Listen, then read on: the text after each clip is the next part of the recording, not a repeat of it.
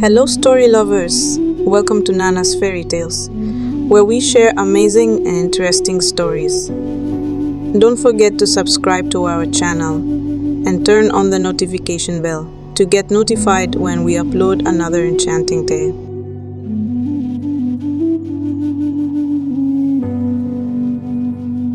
The beautiful young girl that Okuro met told him that her name is Ako. She took Okuro to a place she called her home and served him with a very delicious meal, such that he has never tasted in his entire life. Okuro savored the food and drank water to help digest it. Ako looked at him with smiles as he was munching the food like a hungry beast. When he was done, Ako led him to the path that leads to his home and told him to come around whenever he feels like. Okuro went home that day but couldn't stop thinking about this strange girl. From her curves to her charming eyes, he wondered if she was really human or a spirit. Okuro spent the whole day thinking about her. He rejected his wife's food, for he has eaten so much. He went straight to bed, and as he lay there, thoughts of the girl never left him. He thought about her till he fell asleep. And even as he slept, he saw her, calling upon him to follow her to a place. Okuro woke up that morning with thoughts of her, and before his wife and children could even wake up, he has gone to meet Ako, his new-found love. When he got there, she stood at her door when he saw him, as though she was already expecting him. She welcomed him and took him to her hut. She served him food and drinks again, and he ate. He spent the whole day there, went to his house in the evening, went straight to his bed, and slept off. Nothing about his wife and children bothered him anymore. He stopped taking care of them, stopped working on his farm, and never did anything his wife asked him to do. Days went into weeks and weeks into months, and this became Okuro's lifestyle. Life to him was eating in Ako's place and sleeping on her laps. That was all that mattered to him. His wife reported him to the village elders, but that couldn't help the situation. In fact, when the elders summoned him, he would be in Ako's house and refuse to answer them. His kinsmen disowned him for disobeying them and demanded that he pay a huge sum to be reinstated as one of them. But little did they know that to Okuro, life is all about being with Ako, the love of his life. He never answered them, neither did he bother about being reinstated as one of them. His friends rejected him, for they can't be with someone disowned by his own kinsmen. His whole world was revolving around him and this strange girl. His wife's family returned the bride price he paid and took their daughter. Okuro told them to take the children too, that they are not his, and that he doesn't want to have anything to do with them. Okuro thought he was living his best life. No dibia could help him, for it was obvious he was under a strong spell.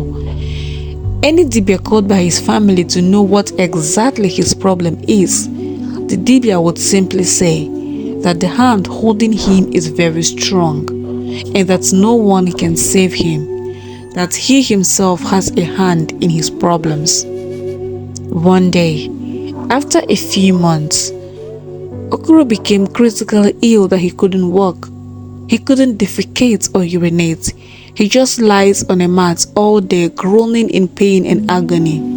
He cried and called on Ako, but no one answered. He screamed at the top of his voice, but no one came to his aid. In a moment, his life flashed before his eyes. He wondered where he was and what he was doing there. He couldn't understand the whole scenario. Just as he was lying there helpless, he noticed someone standing before him. He lifted up his eyes and looked at the person, and it was Uche, his first wife that he murdered. She was still looking like the day he killed her, with blood stains all over her body. Okuro began to scream on top of his voice. Uche said to him, "A man that sowed evil should not for once expect good." She vanished. It was as though Okuro was dreaming. He screamed and screamed, and people gathered. He was shouting and crying. People wondered what was wrong with him and where his strange mistress had gone. He confessed to the people how he killed his wife and lied against her in death. The villagers looked at him with disgust and amazement. They wondered how a human being could be that wicked. The king gave an order when the news was brought to him that Okuro should be taken to the evil forest while he was still alive, and that no one should visit him, that he may meet his death there. The villagers did the king's bidding, and Okuro was thrown into the evil forest. He stayed there for numerous days and numerous nights, not defecating, not urinating. He spent the last days of his life begging death to come take him. As he was dying, he said to himself, "No one can indeed escape the repercussions of their sins." When he thought that life was so good, he paid greatly for every evil he meted on that poor woman. The cry of Uche and her unborn child provoked the gods. Uche's spirit asked for vengeance, and that was exactly what she was given. And Okuro's story reminded the villagers that no man can ever sow bad and reap good, and that the evil that men do lives with them. And this story became a warning to everyone that lives in evil, that they should desist from evil for their own good. Thank you for watching. I hope you had an amazing time listening to this enchanting tale.